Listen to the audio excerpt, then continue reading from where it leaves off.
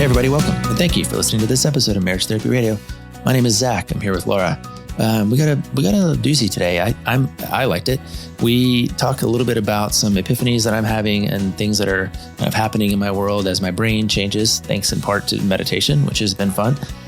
Laura asks me a question about whether or not it's okay to say no, which I think it is. Also, we have a pretty cool ad this week for Lovebug, which is an app for sort of social emotional learning for kids. I gave it to my nephew, Charlie, who you may remember, I've known him since his head was smaller than a cheeseburger. Charlie loved it. He said he learned a lot. It was fun for him. He would recommend it to his friends. So check that out if you get a chance. And otherwise, I hope you enjoy listening to what's on our mind. This is a very cool conversation. Stick around. I just finished meditating. Yeah.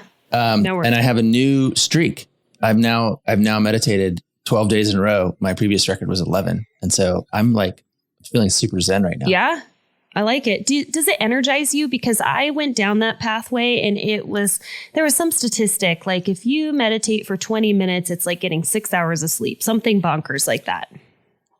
No, it doesn't energize me. But it definitely is changing my brain. I'm definitely in a more meta mode, which I think just means let's put it this way. I'm thinking about thinking a lot. Okay.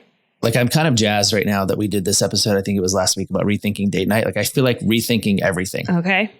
Like I just sort of have this like, I spent last weekend in Dallas with my 20-year-old Abby. Nice. And I kept offering like these nuggets of wisdom. You think they were nuggets of wisdom? Totally. She did not want them. No, but, of course not.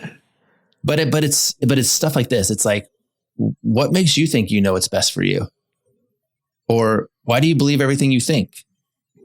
Or you're getting real philosophical. I know. I'm telling you, I'm thinking about thinking. Like, so stuff comes across my brain and I'm like, I wonder why I think that. Like, I wonder why I care about that. Or she like didn't get this job that she was hoping to get. And I was like, why do you think that? Why do you think you know what's best for you in terms of that job? Maybe like the universe knows, or the people who are hiring know, or like maybe there's something better for you. Because she's all bummed. And I was like, what?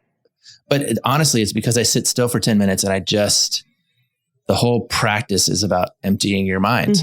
And when you empty your mind, stuff flows in. And when stuff flows in, you have a chance to consider it. So for me, it's only 10 minutes. It's not 20. Yeah. I found an app that I love. I think I've mentioned it on here before. It's called Waking Up. Okay. And I've literally been learning how to meditate. I haven't been meditating. I've been learning how. Right. And that's been really, really cool. Does the Waking Up app tell you how to do that? Yeah, totally. It just walks you through it. There's like a 30-day course at the top that you can take at the beginning.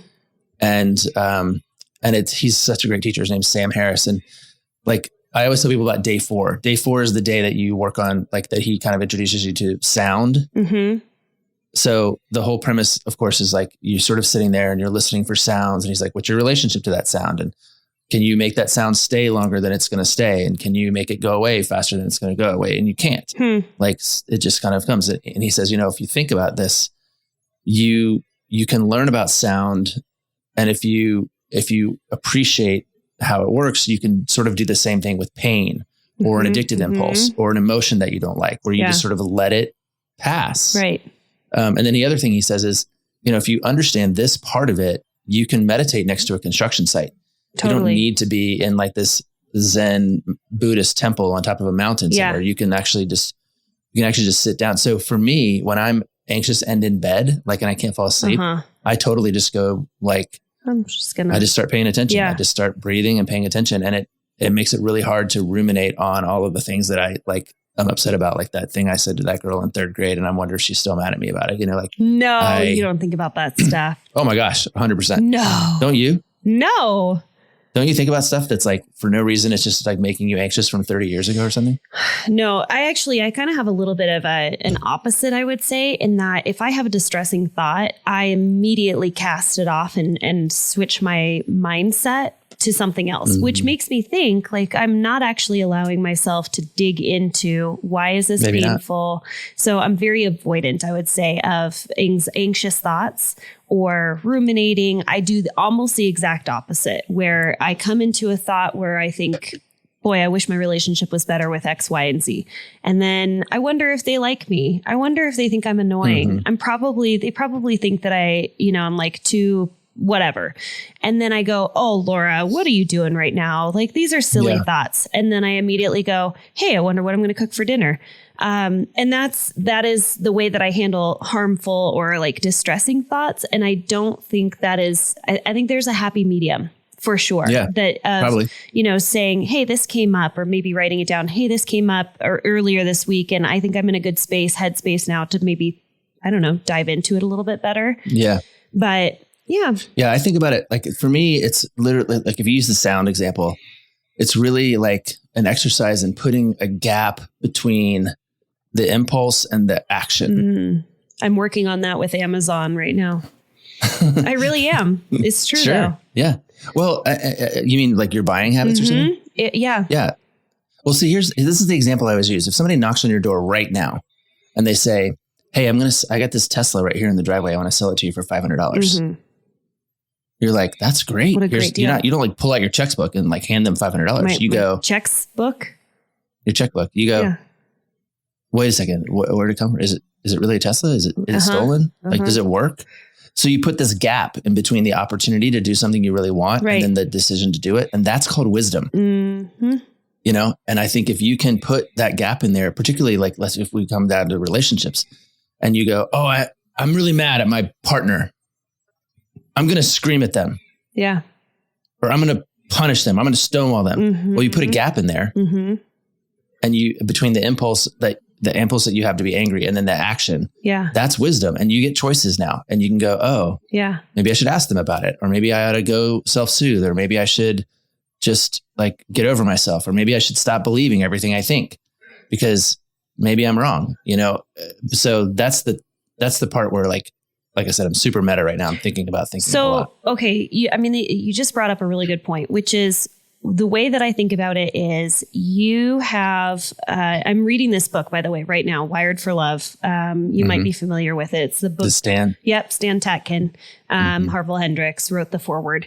And something that I really appreciated was talking about how we can override, which is what I think you're talking about is wisdom, overriding your old brain. The old brain is the reactive brain. The reactive brain is keeping you safe. Something upsets you, you attack it or you freeze. That's the old brain. And what you're talking about is how do you provide enough of a gap so that you can override the old part of your brain so that you can access the new part of your brain, the prefrontal cortex that gives you the ability to actually pause, think logically.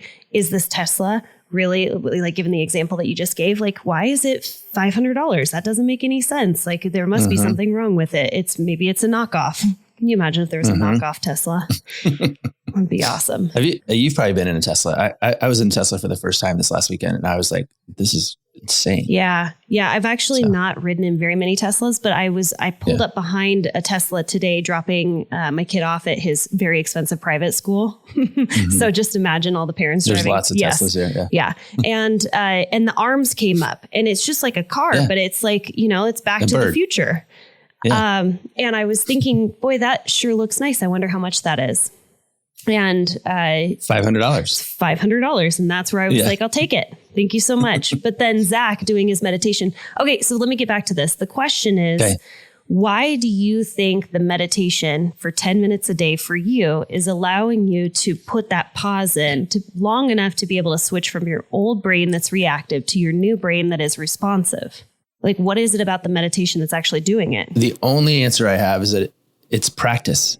It's practice. I mean, it's literally meditation is a practice. Yoga is a practice. But for me, it's literally practice. Like I have days where I'll meditate and I'll be really bad at it.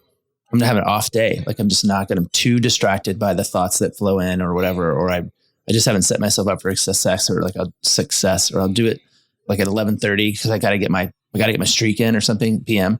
So but when I practice, I literally am learning a new skill and I don't know enough about how the brain works, but I imagine I'm rewiring some of the way that my brain works, because I can do things now that I could not do last year, a couple months ago. And now I've got 12 days, which is, it's not a lot. And in fact, Sam, he's like, they had a feature on the app that was a streaks app, like could count your days. Yeah. They took it off. they were like, yeah, this is not what it's about. Right. It's not about collecting days. It's about just learning how to be present. Yeah. Yep. So for me, so I don't know. I mean, I think I'm literally just practicing. And that's why, I've tried to learn how to meditate, I don't know, half a dozen times as an adult.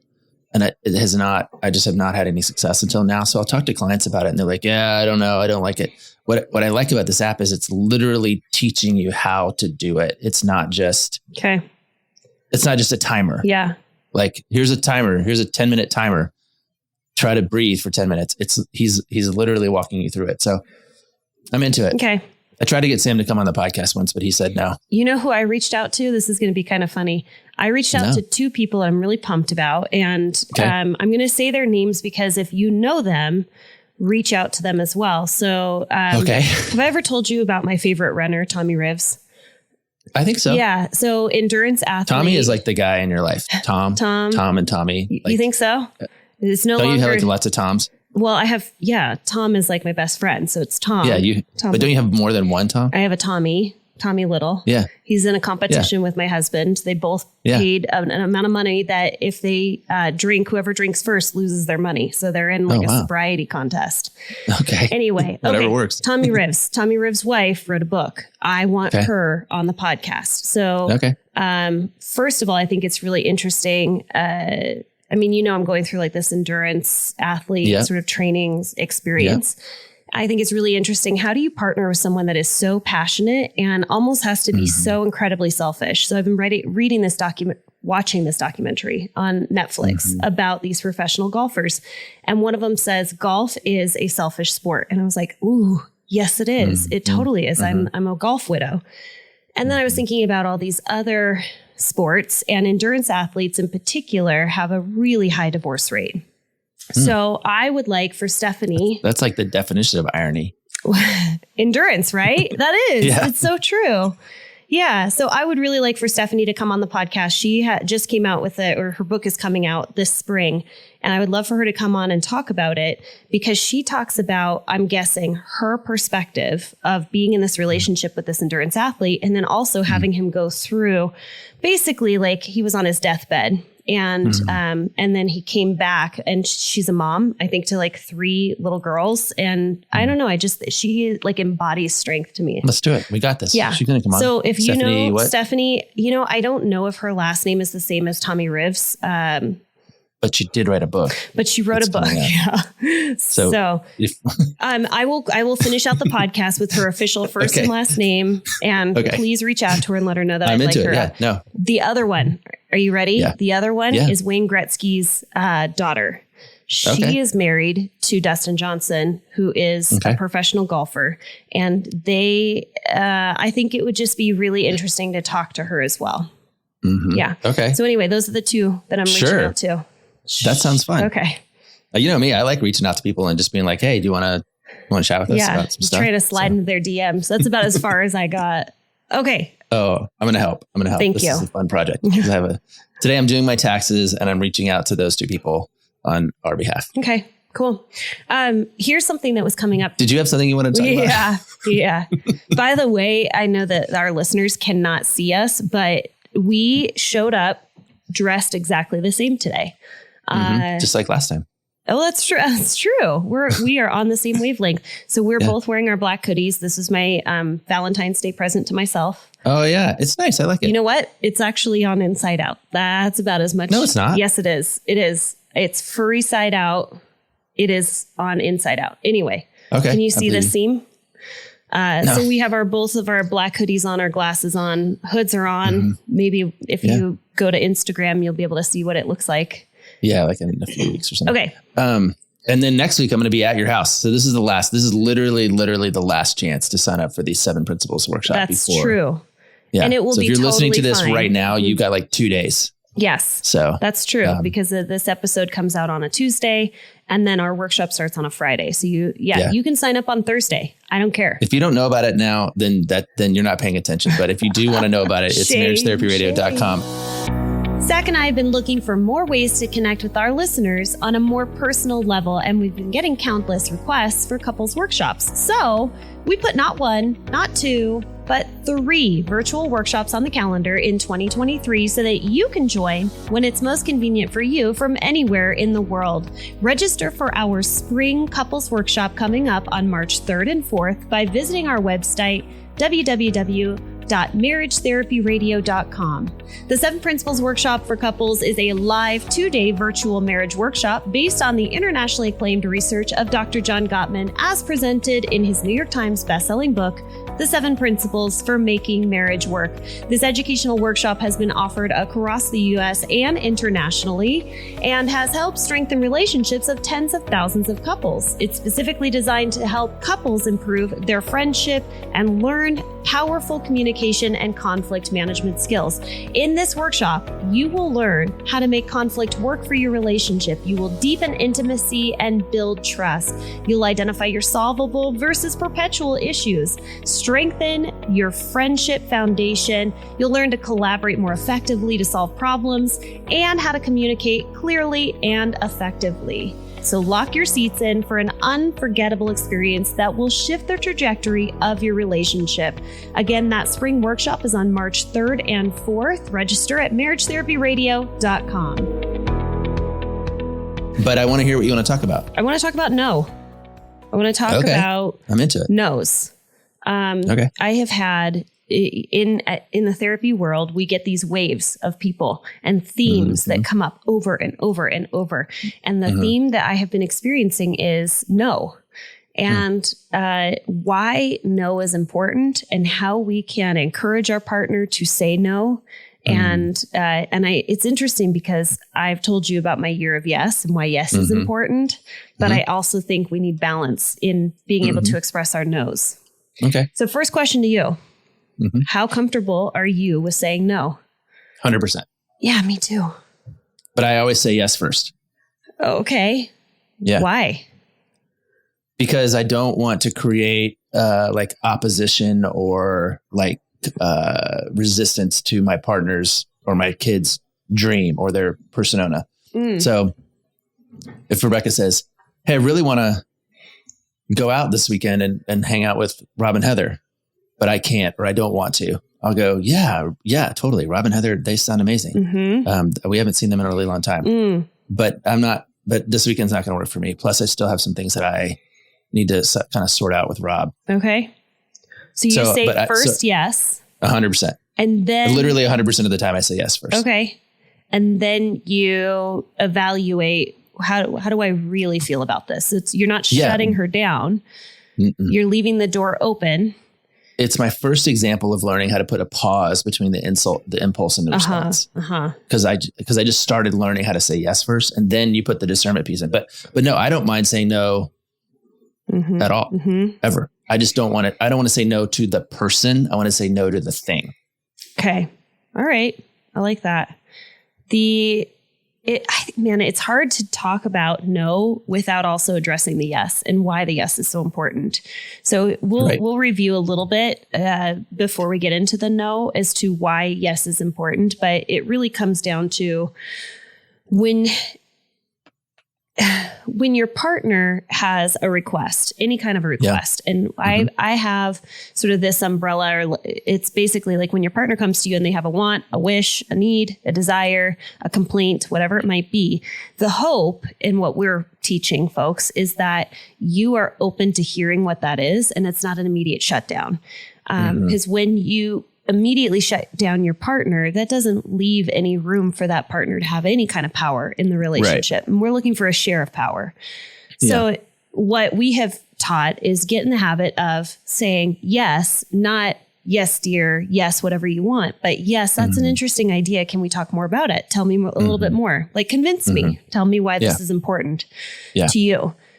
But then the important piece of what I'm talking about is people pleasers. This is the wave of people pleasers in my practice.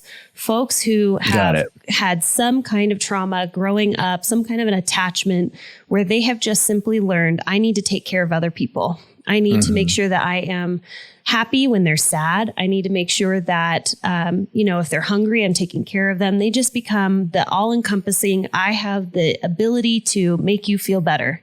And that is my sole desire, which means that I'm compromising my own happiness and satisfaction in saying yes to you, when really I shouldn't be saying yes, because it's not my need. It's your need that I'm trying to meet.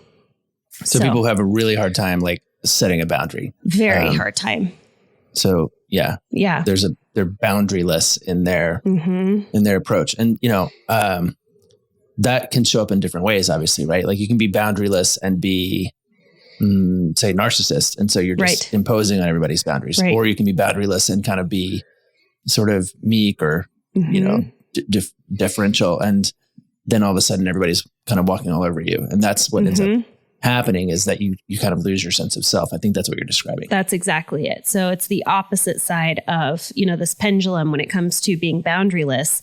I'm not talking about the narcissistic side where it's all about you. I'm talking about, it's all about, I have the ability, or I'm going to compromise everything about my needs and my wishes and my wants in order to make you happy.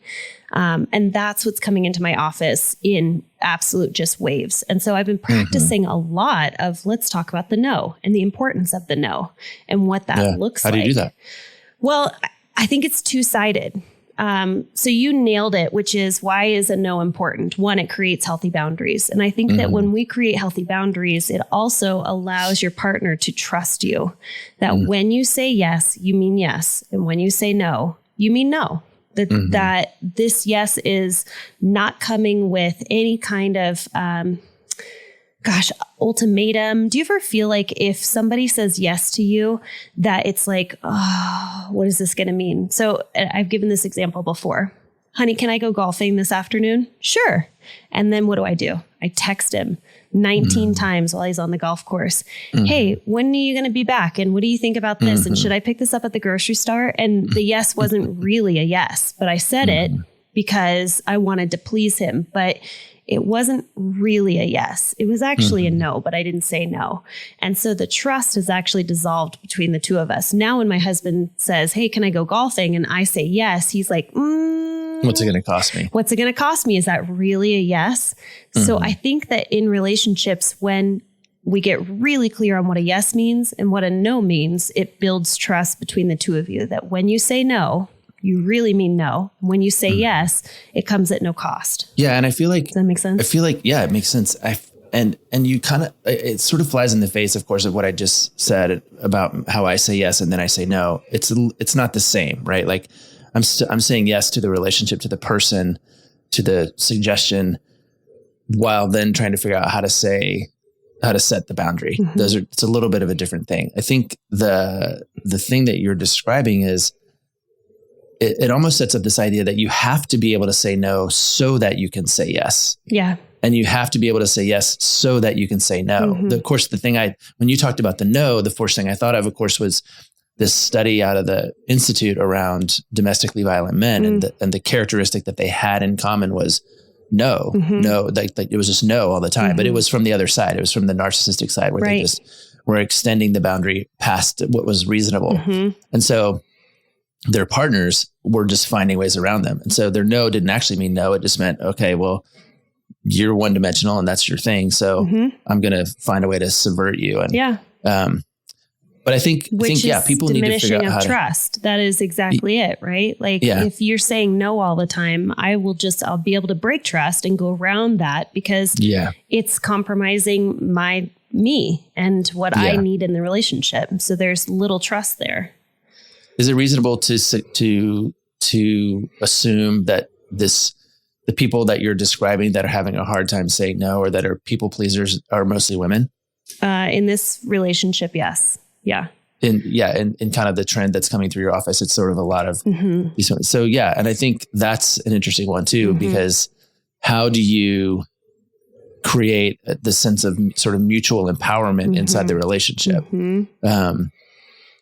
Which is harder to do, particularly if you're in a position that is maybe more dependent, which is less kind of the standard these days, but still very present also in my office, where she in heterosexual relationships has a really hard time setting her boundary because frankly, men just have a lot more freedom to get what they want in the world that we live in right now. So they have it's hard for us to hear no. Yeah, it is. And I think that it comes with a lot of taking a look at, well, what did you grow up with? So, I grew up with patriarchal society where my dad got basically everything and my mom was just constantly serve. And she was always the last to sit down. And when you sit down at the table, is mom the one that's seated closest to the kitchen so she can pop up and go get something really fast? I mean, just serve. Or, did you grow up where your parents were unavailable to you? Or like your mom was an alcoholic, or maybe she had a diagnosis where you were constantly dancing in order to make them happy, meaning like I need to make sure that I am a good girl so that I don't upset mom or send her into another one of those, spirals or whatever it might be. So you're constantly evaluating people in your space and like, how can I keep them happy? And if they're happy, I'm happy, but not really. So here's the other piece is I'm always thinking about, it's hard work to practice a no. If that is not something that you are accustomed to, how can the people around you help you, support you, and be there for you in order to give space for that no to happen? Because it's a system that you've created where it's deeply entrenched. If you're in a dyadic relationship and you've been saying yes your whole relationship, and you start changing, you can't actually experience true change. What did you say? No, that's a no. Then, your partner actually needs to be there to support you in that no as well. So it makes me think of two things. Like one is the idea of maybe the way you get to your no is through the yes, as I have described a little bit earlier. But then the other one is, if this is going to be a thing that you take on in your relationship, I agree with you 100%. Like it ought to be something that is a joint effort with you and your partner. Like and I don't know how you get there exactly. Like I don't want to say like it should be. I don't really like should. I'm kind of allergic to it. But hey baby, I'm trying to learn how to set better boundaries for myself, and so that I can show up more effectively. And I'm going to need your help letting me say no, maybe even encouraging me to say no. Yes. That seems like an important piece of the puzzle to me. Well, I think a lot of it comes from empathy and understanding that if this is a journey that you're on, like you're listening right now and you're going, holy moly, Laura, I have been a yes woman my whole life, or I have tried to please everybody around me and it's not serving because I'm getting resentful in my relationship, but just constantly yes. Which you might not even know. You might not even know you're getting resentful until you wake up one day and you're like, right. So now what do you do? Loop your partner in, share with your partner what's going on for you. This is not about them. This is about you. So when you're able to share with your partner, honey, I realized listening to this podcast, I'm a yes woman and it's not sustainable for me any longer. And here's where this came from. It's not about you. It's what I brought into this relationship. It's from my upbringing.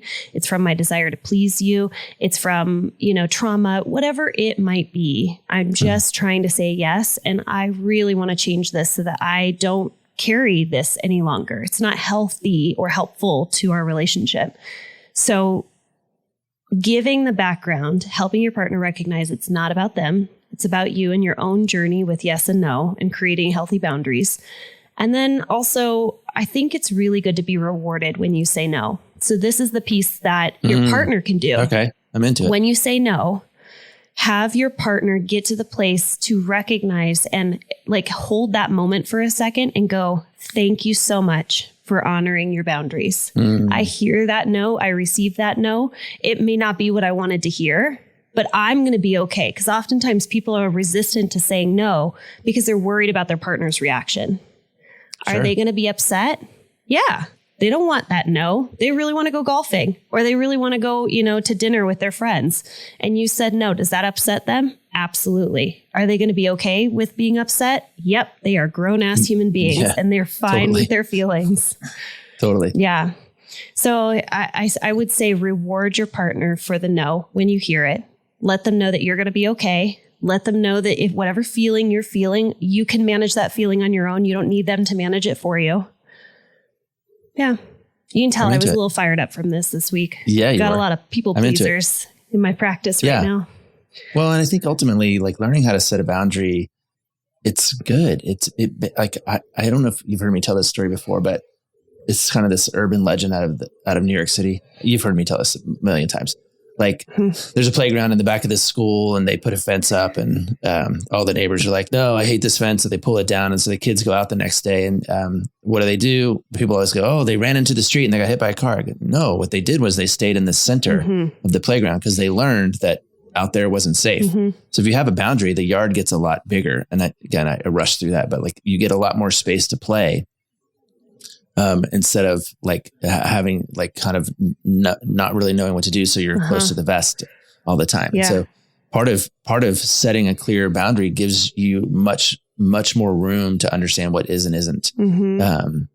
Okay. So, but my point is less about the metaphor and more about, I think we need to rethink boundaries sometimes, because if we think that it's just going to make the world smaller, actually, there's an argument to be made that it frees you up a lot more, gives you a lot more freedom, even if it's from resentment. So that would be my point there. Similarly put, when you establish really good security, which is what boundaries are, between a parent and a child. So this takes me all the way back to being in grad school in like 2010. Really great teacher, but she said, I want you to imagine that, I'm a parent and I have a 2-year-old, and the 2-year-old is going off and sort of exploring the house and exploring the boundaries of the yard and whatever it might be. If you're anxious and you're like, oh, whoa, don't do that. Don't do that. Right. Like, then the child learns this is unsafe and I don't explore in this way.